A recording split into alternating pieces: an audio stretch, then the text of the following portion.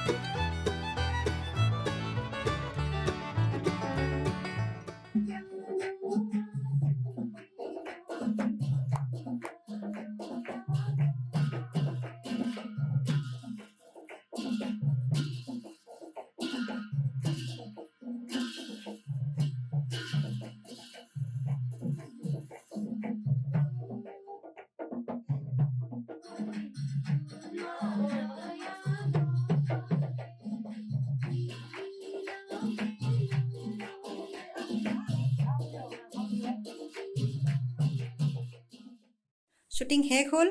আৰু আমাৰ এই নামকেইটা দিহা নামকেইটা বাবানি মিউজিক চেনেলত ইউটিউব চেনেলত আপোনালোকে চাবলৈ পাব মোৰ সেই চেনেলৰ লিংকটো মোৰ ডেছক্ৰিপশ্যনত দি দিম তলত